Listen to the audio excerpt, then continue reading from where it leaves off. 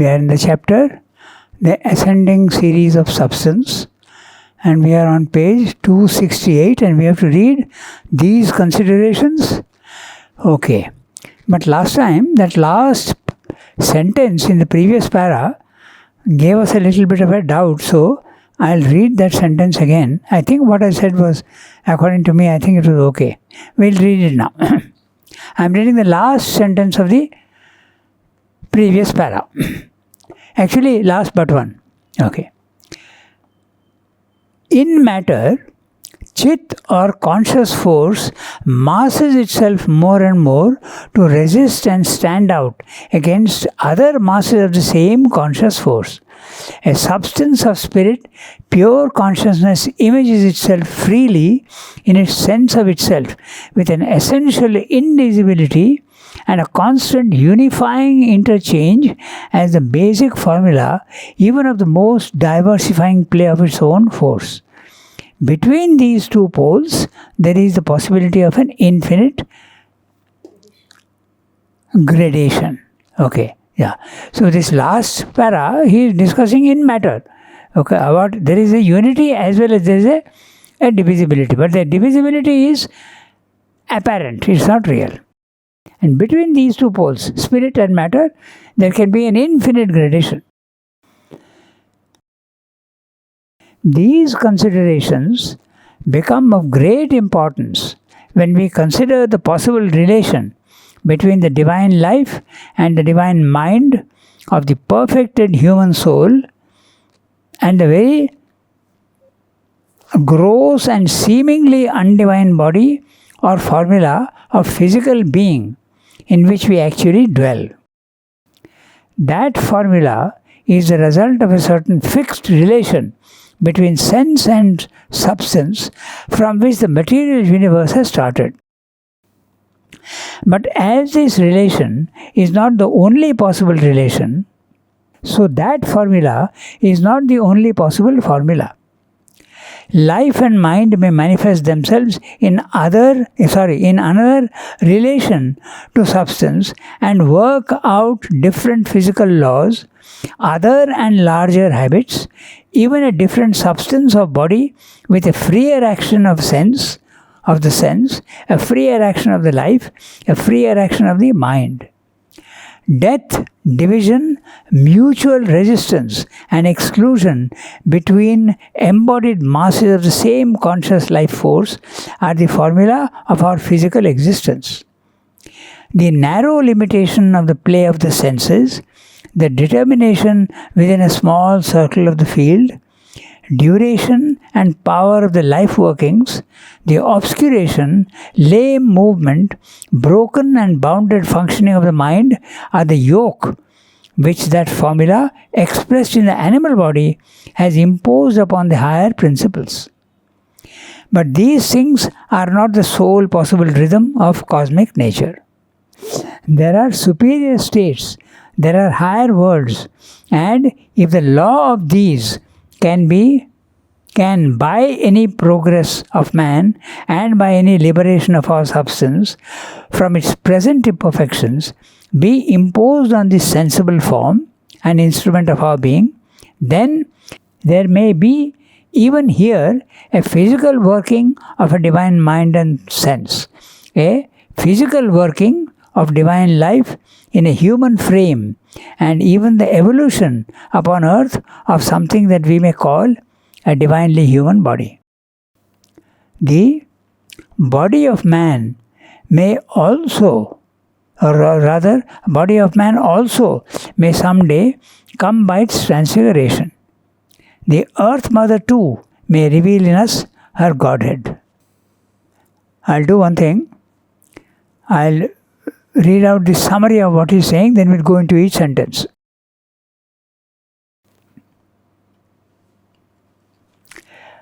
He's saying, these gradations of substance assume a great importance when we consider the relation of divinized mind and life of the perfected and realized soul to the apparent gross animal undivine body and its laws.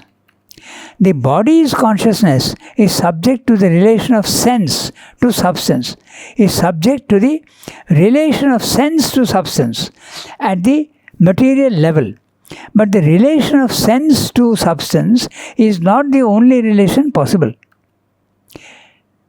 Sense and substance at the higher levels are related differently. Since substance itself becomes subtler and subtler, so does the sense become freed from slavery to the gross physical senses. We can see without eyes, hear without ears, touch without skin. Thus, sense and substance do not remain related, but become more and more the same thing. Note that the Satchidananda level, at the Satchidananda level, all the three are one and not separate, as in the world. Because Sat is substance and Chit Shakti is the consciousness. So they have become one. Object and subject have become one.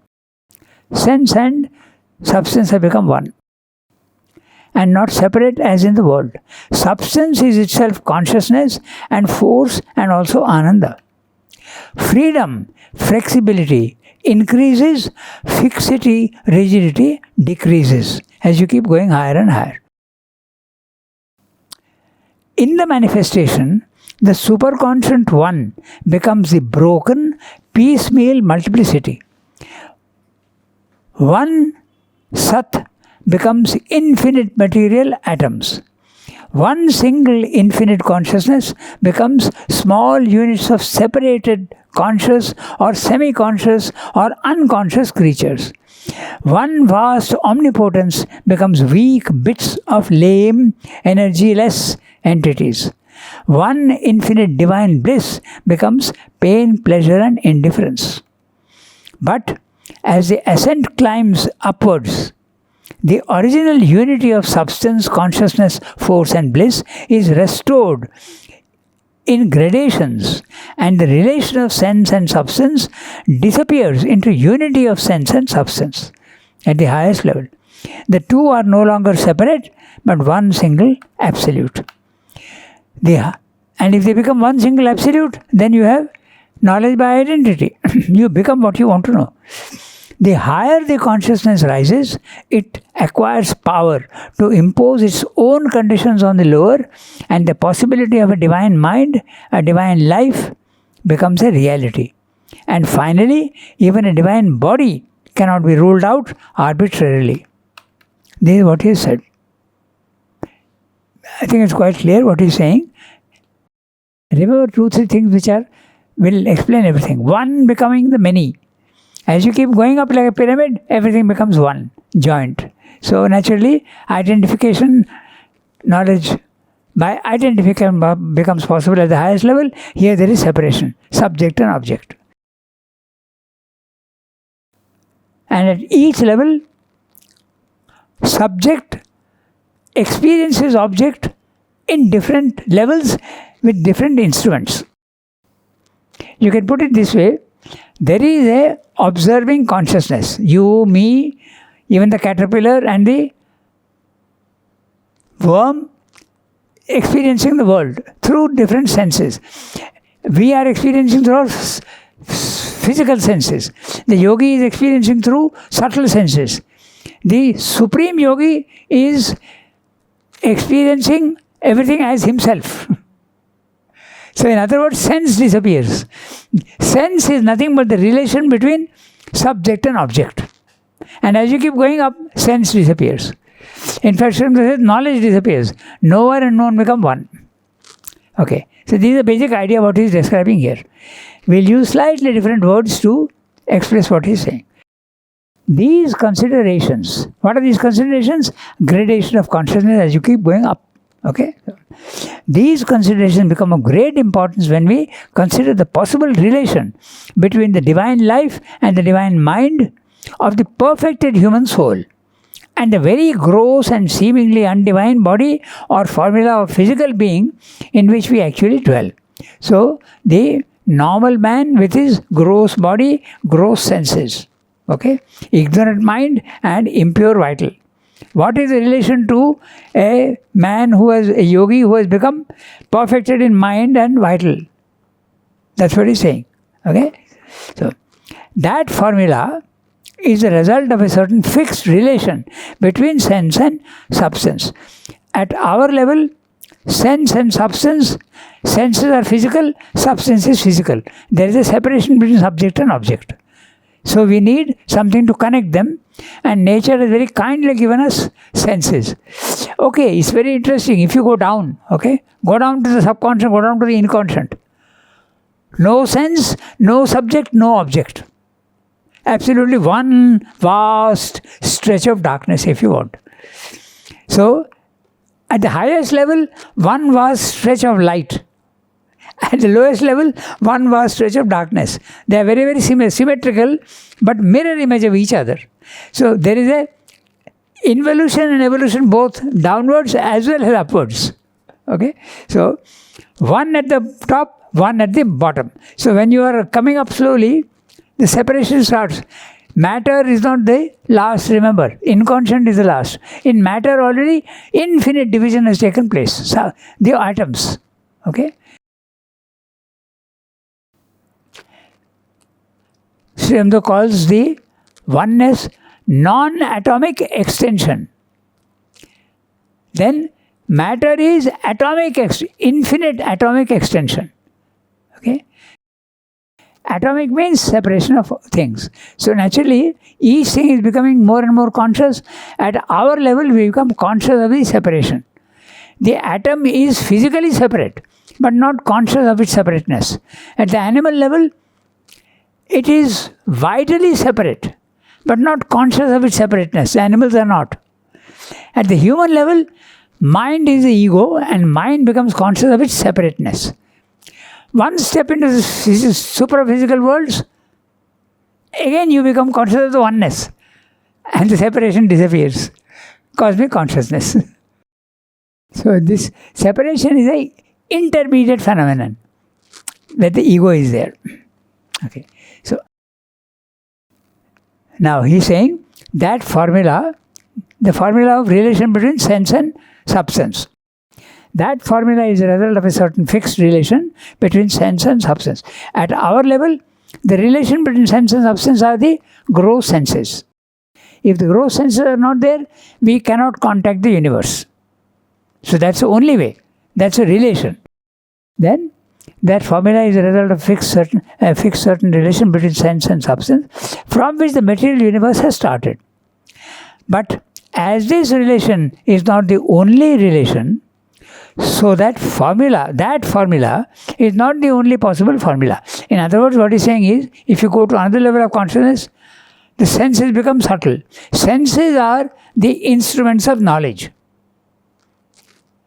Your instruments of knowledge at the physical level are senses. You go to slightly higher up, instruments change. Substance becomes subtler. Your consciousness also becomes subtler, and therefore these instruments also become subtler. So you have subtle senses. Go one step more, the instrument becomes even subtler. Light becomes the substance. The relation between substance and sense and substance. The one who is sensing and substance.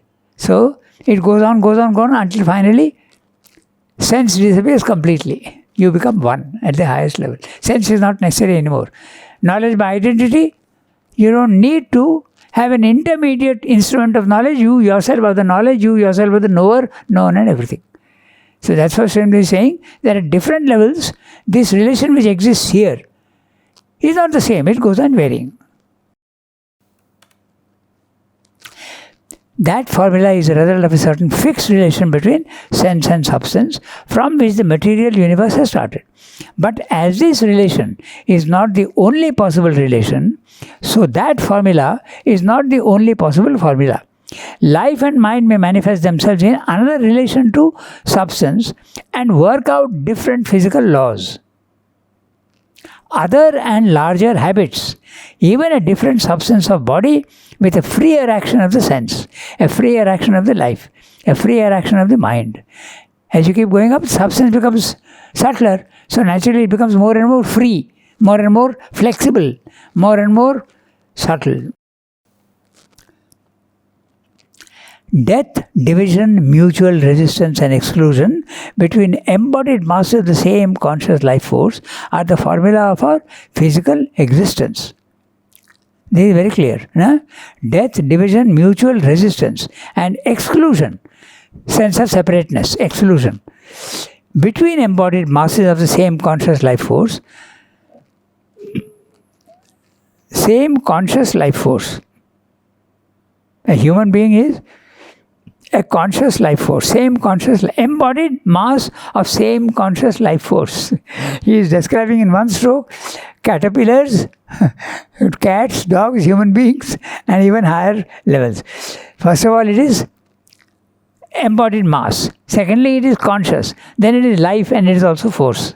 So, at the formula of our physical existence, the narrow limitation of the play of the senses, the determination within a small circle of the field, duration and power of the life workings, the obscuration, lame movement, broken and bounded functioning of the mind are the yoke which that formula, expressed in the animal body, has imposed upon the higher principles. We have got higher principles, but they are all, matter has imposed its limitations on these. In the synthesis, he says that these subtler senses are present in man, but they are yoked to the grosser elements. So, they are covered up by these grosser elements.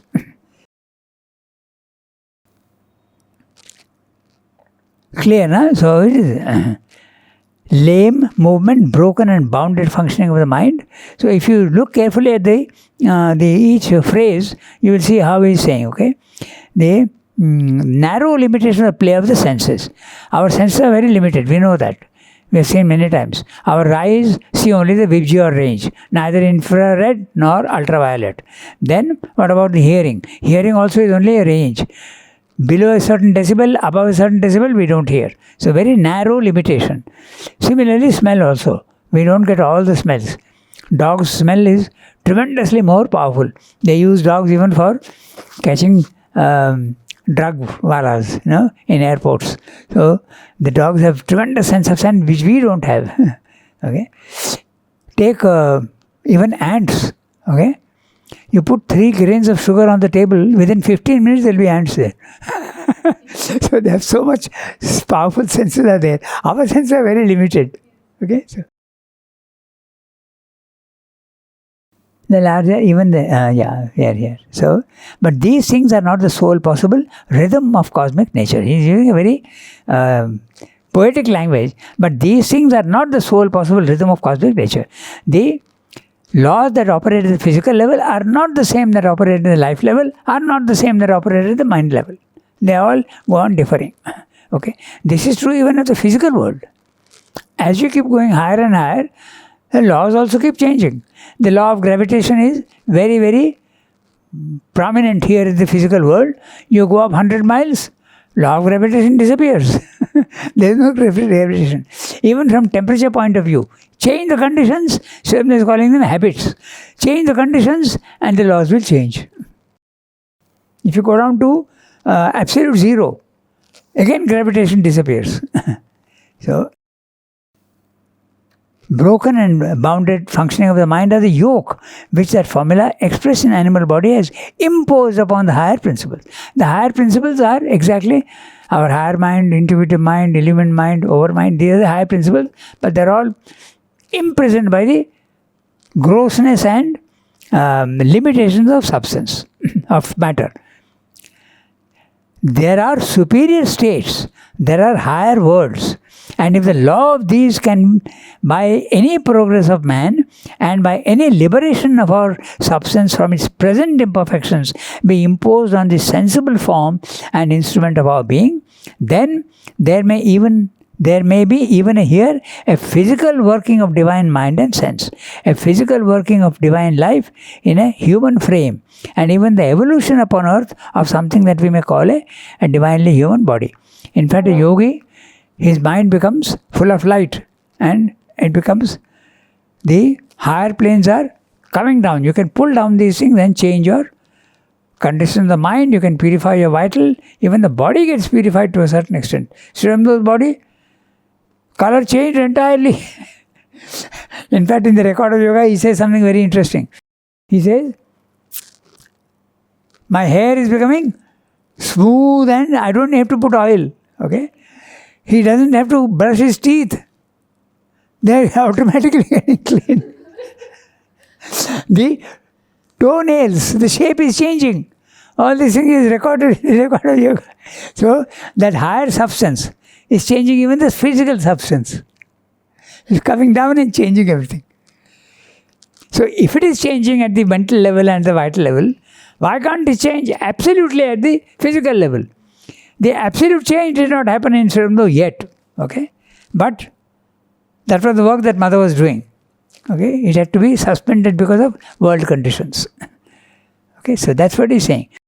Even the evolution upon earth of something that we may call a divinely human body. The body of man also may someday come by its transfiguration. The earth mother too may reveal in us her Godhead. Okay?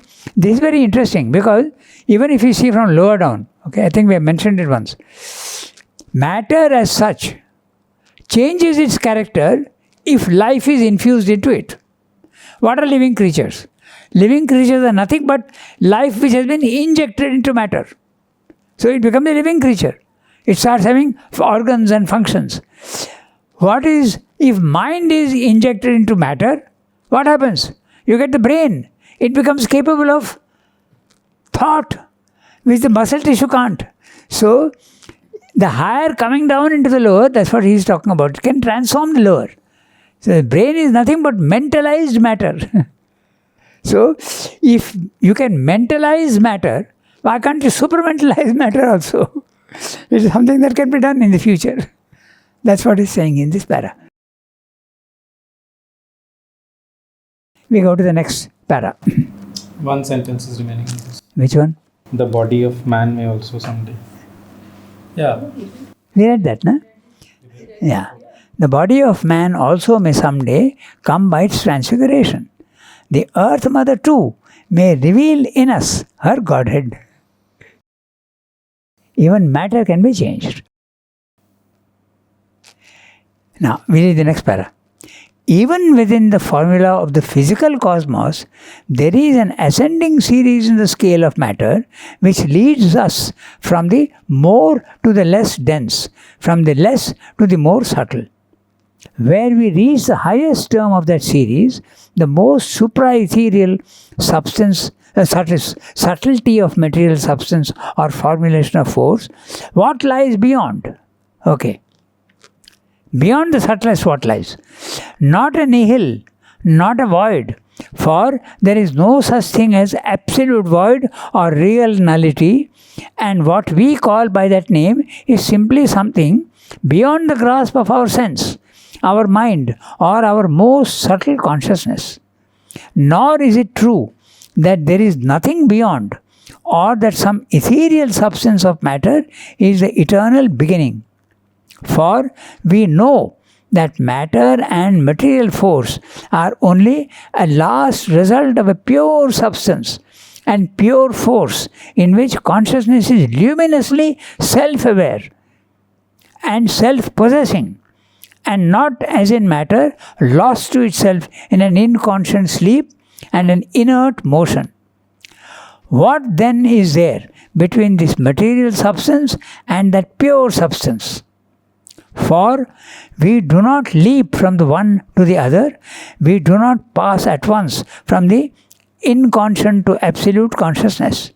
There must be, and there are, grades between inconscient substance and utterly self-conscious self-extension, as between the principles of matter and the principles of spirit.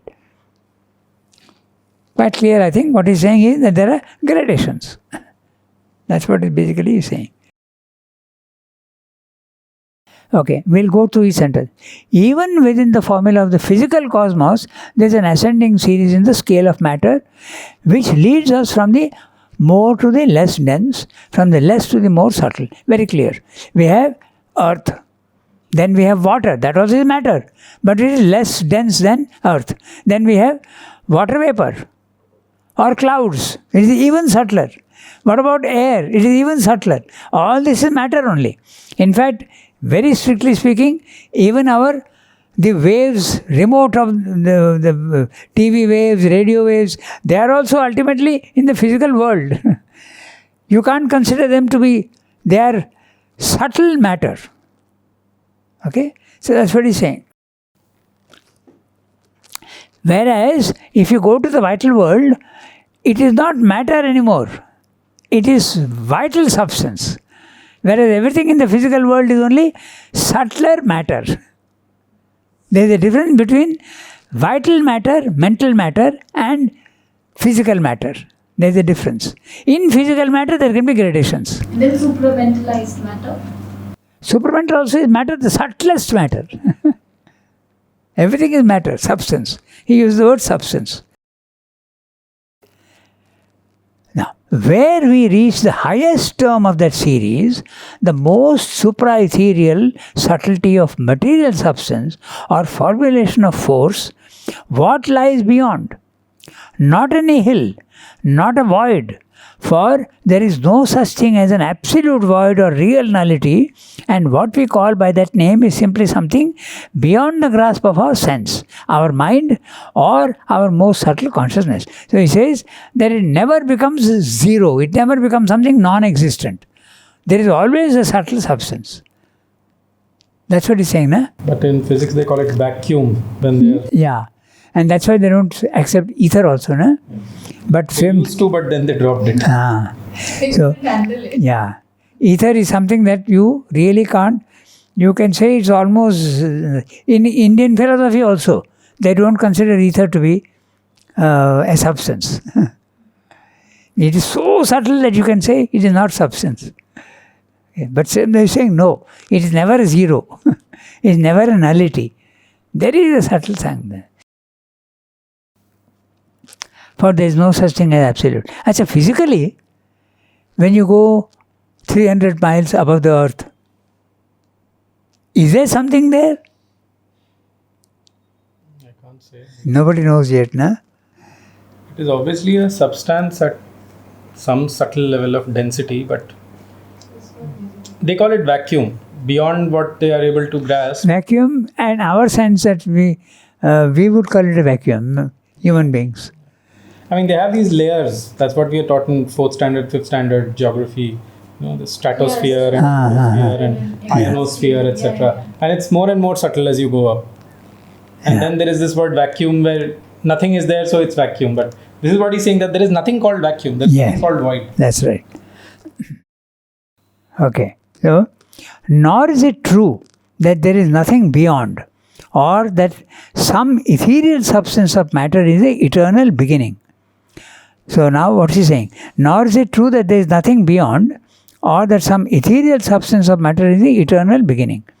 For we know that matter and material force are only a last result of pure substance and pure force, in which consciousness is luminously self-aware and self-possessing, and not as in matter lost to itself in an inconscient sleep or an inert motion.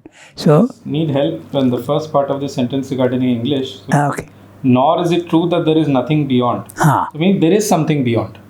That's Right? And the second part, or that some ethereal substance of matter is the eternal beginning. yeah. So that means there is some ethereal substance of matter which is the eternal beginning, or there is not? There is. There is. Nor is it true that there is nothing beyond. Okay. Something is there. Nothing beyond. Or that some ethereal substance of matter is the eternal beginning. Oh, that also is not true. Or that some ethereal substance of matter is the eternal beginning. Okay. There is no beginning. Okay. That's what it means. In other words, it becomes subtler and subtler, and there is no end to it. That's it. There is no beginning, he is saying. If there were a beginning, you would have a problem. Because there is no infinity. Yeah? So that's what he is meaning by beginning. Okay? It's an eternal beginning. Beyond that, there is nothing else. So it is not an eternal beginning. It keeps on going. Okay, so for we know that matter and material force are only a last result of a pure substance and pure force in which consciousness is luminously self-aware. Okay, there is a pure substance, that is Sat, and that is also a force, pure force. Pure force, not the force that we see in the physical world. The force that we see in the physical world can be wind, it can be water flowing, it can be electrical energy, it can be chemical energy, it can be mechanical energy, but this is pure force. These are all forms of that. Yeah, all forms. In fact, he uses the sometimes word energy and energism. So when he says energism, he means the manifestation of that energy in particular forms. Okay, so Can we use the word vibration for this pure force? Just vibration. Vibration, but at what frequency? Nah? Yeah, I mean, unqualified by any frequency. Yes, that's right. Just pure vibration. Yeah. Because the first vibrations are Om. So there is no vibration at the ethereal level. Oh. Isn't it? In fact, it's in our sense it is a nullity. No features at all. There cannot be any features. And if there are no features, it's as he says, it's a non-atomic extension. No division, no specification, no characteristics. Because at the highest level, it is not a non-atomic. There can also be a intense concentration. Not an extension, but a concentration. Yeah. No. Okay. So, in fact, some of these things are sound opposites, because our mind is always used to opposites. But in the higher levels, there are no opposites. They are only complementary aspects. So, nor is it true that there is nothing beyond, or that some ethereal substance is the beginning. There is no beginning. For we know that matter and material force are the last result of a pure substance and pure force, in which consciousness is luminously self-aware. That substance is force, and it is conscious of itself. I explain to the students in this way. I tell them, think of a granite block. Okay, it is substance. But the granite block is conscious of itself. And it's got the force also to mold itself into any statue it wants. It can become a statue of Shiva, it can become a statue of the Divine Mother, it can be anything. Okay, so Durga. So, and it enjoys what it is turning itself into. Now change the granite block into a subtle substance. That's what Satchidananda is. That's what he's saying. Most conscious, luminously self-aware and self-possessing. In other words, it's in full control of itself. And not as in matter, lost to itself in an inconscient sleep or an inert motion. There is consciousness in matter, and matter is nothing but force. Force is sitting on consciousness and not allowing it to come up.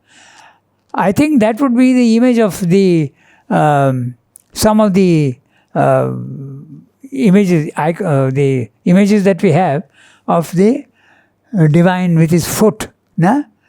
On the Shiva. Usually, Shiva is on the Kali. I think it's Kali or what. Kali. So that is the symbol. That force is not allowing consciousness to come up. It's opposite. Kali is on Shiva. Kali is on Shiva. Yeah. Kali is on Shiva. You're talking about the Nataraja image with the Shiva on the Apasmara. Yeah. Okay, so, but at the higher level it becomes opposite again.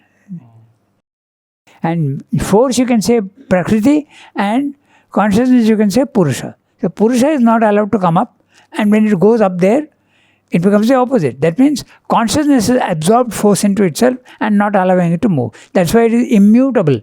The higher mind onwards is immutability. no movement, static condition. The consciousness becomes absolutely static. It contains a force. But that force is inactive because it is held back. But when it goes to the supramental level, conscious force can start acting effectively. Actually, even between the higher mind, element mind and all that, as you keep going higher and higher, force starts becoming active. That's why in the Gita you have very clearly that Sakshi, Jnata, Bhokta, all that finally it becomes Ishvara. So it is possible to have force in the spiritual planes of consciousness. But usually at the higher mind level, the force is not there. It is held back. Force is there but held back. Okay? So, He calls it here inert motion. So, motion, but inert means without consciousness.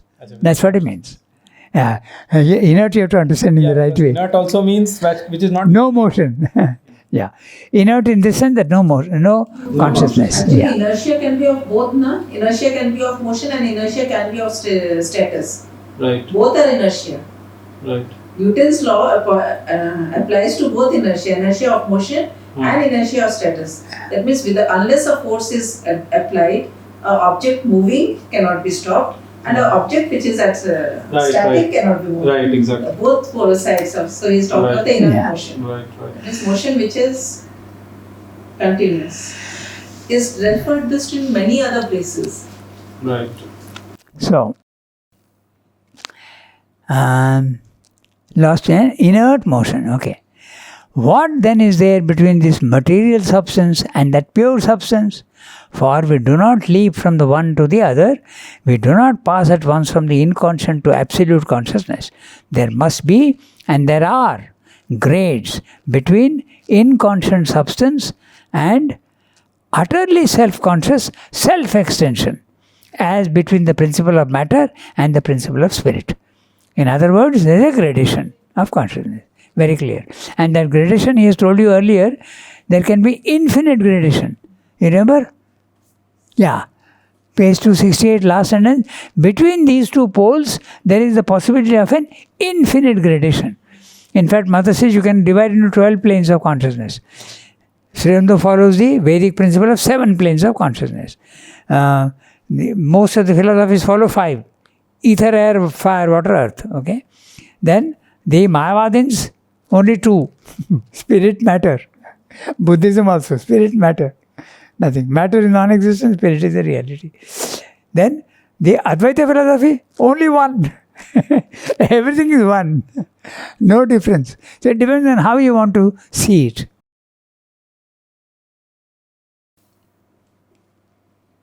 Okay. Now we come to one more small para. All who have at all sounded these abysses are agreed and bear witness to this fact that there are a series of subtler and subtler formulations of substance which escape from and go beyond the formula of the material universe. Without going deeply into matters which are too occult and difficult for our present inquiry, we may say, adhering to the system on which we have based ourselves, that these gradations of substance in one important aspect of their formulation in series can be seen to correspond to the ascending series of matter, life, mind, supermind, and that other higher divine triplicity of Satchidananda. In other words, we find that substance in its ascension bases itself upon each of these principles and makes itself successively a characteristic vehicle for the dominating cosmic self-expression of each in their ascending series. So, now he is giving you the gradations. Matter, life, mind, supermind, Sat, Chit, Ananda. It's interesting, but Sat, Chit, Ananda, in this gradation, Ananda is the highest. Okay? But when you see in another way, Sat can be at the highest because then it becomes a reverse, it becomes a mirror. The spirit and matter become reverse, mirror images of each other. The highest becomes the lowest. I think it's just Sanskrit compounding. Yeah. They took Satchit and Ananda and they compounded it to make Satchidananda. Yeah. It's not, they don't mean any sequence in that. Yeah. But there are planes of Sat, there are planes of Ananda, there are planes of force, this Chit also. Because in Life Divine he has said very clearly that when you are in the self, okay, if you are leaning more towards the Sat aspect, then you end up with the Mayavada theory, okay, that Sat is the truth and this is the falsehood, okay. Then you have Brahman and you have Maya.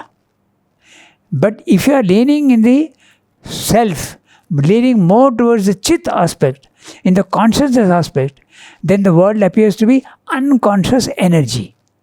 So then you end up with the Purusha Prakriti principle of the Sankhya. He says this in the Life Divine. And if you are leaning more towards the Ananda aspect, then the world becomes a play. It becomes a Leela of the Divine. So there are different planes.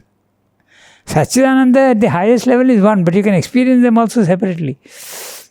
In fact, you have Tapoloka, Janaloka, Anandaloka, all the Brahmaloka, these words are there. I think this is in the synthesis of yoga. Yeah, that's right. This is in this one only, Life Divine.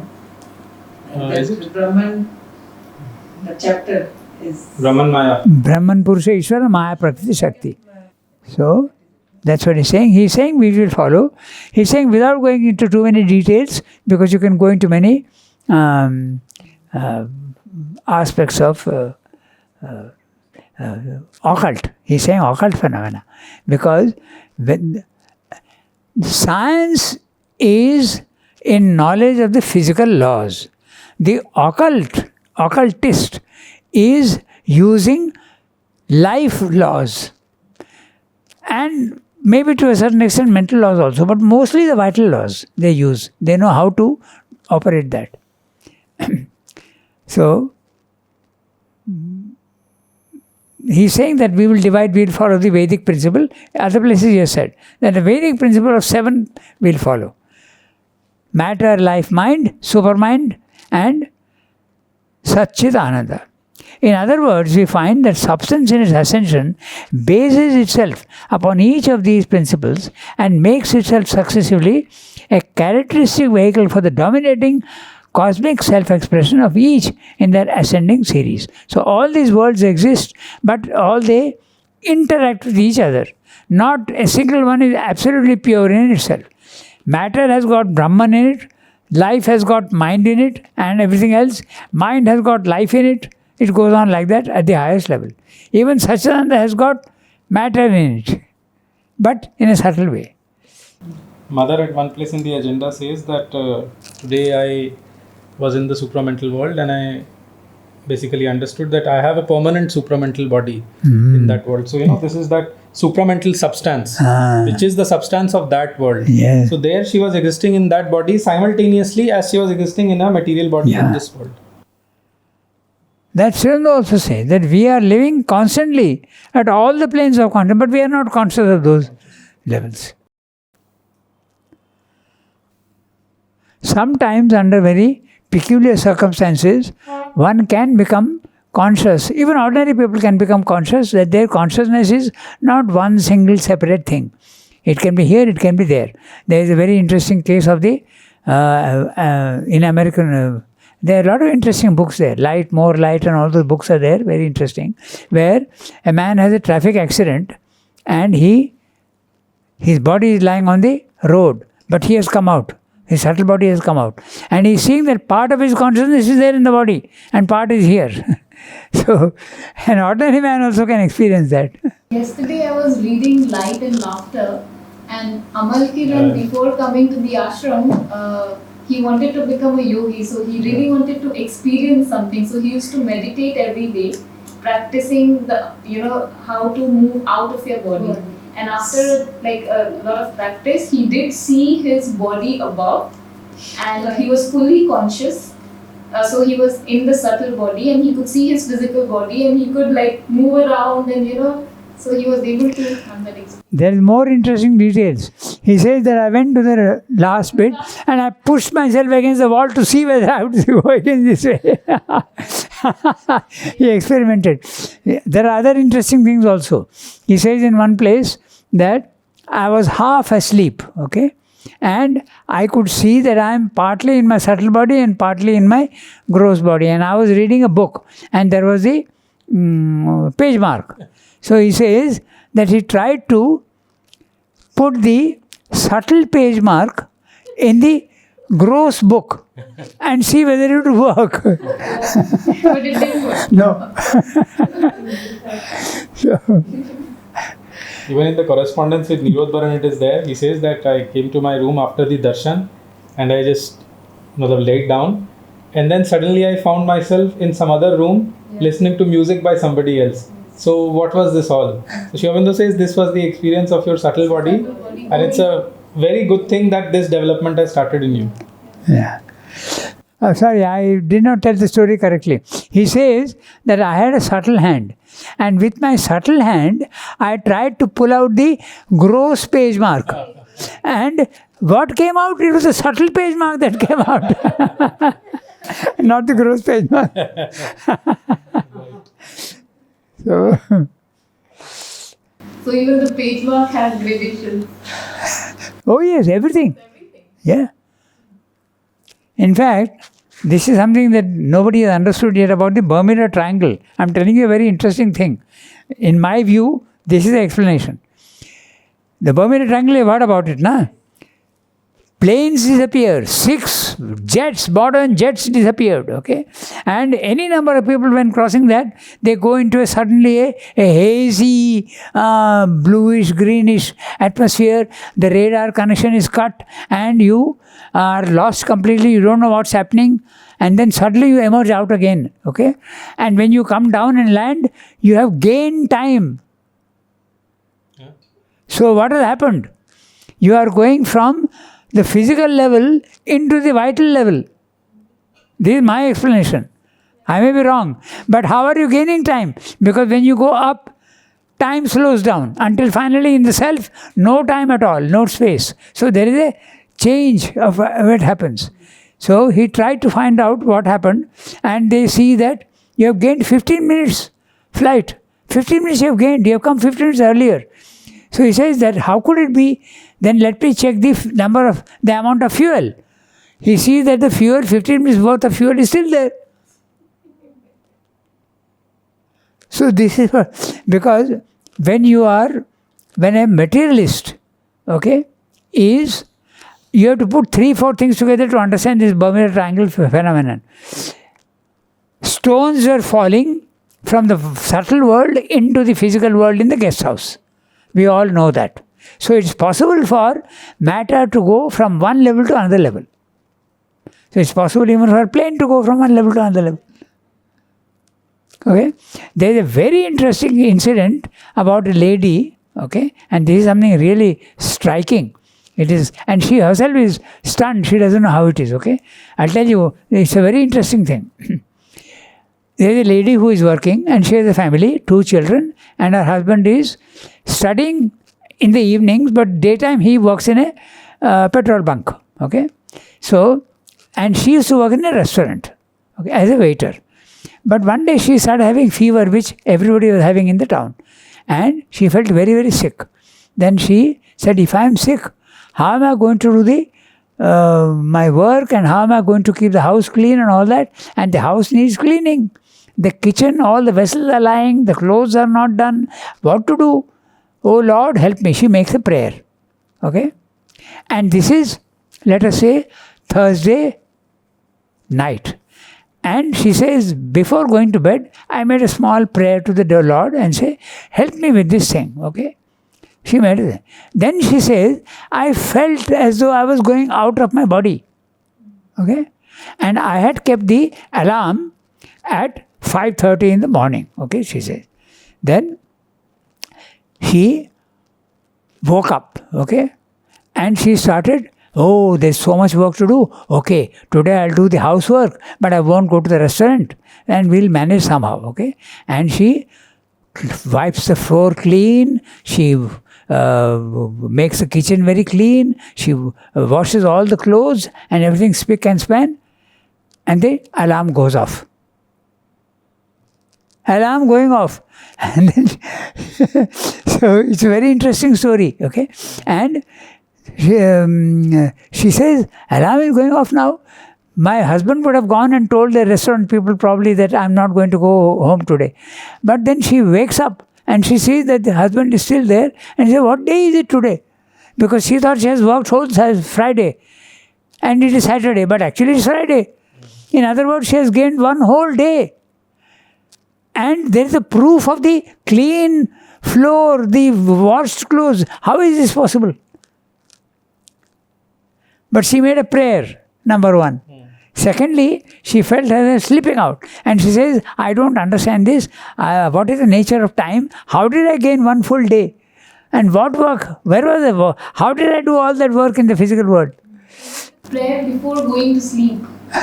Yeah. So she must have, like, while sleeping, like, in the subtle When the body is sleeping, she has gone to she's the... gone and cleaned the house and everything. Yeah, but subtly if she's cleaning, how is it in the material world? So he said, How is she holding the broom with her subtle body? She's Yeah. not cleaning with the subtle body, she's cleaning with the physical body. no, physical body is sleeping. She is feeling herself Otherwise, that would sleeping be some out. sort of somnambulism. Right. It's not that. This is not something. The first reaction is impossible, you feel. But she says, this is what happened to me. Anyway, so these are all mysteries that we have yet to discover.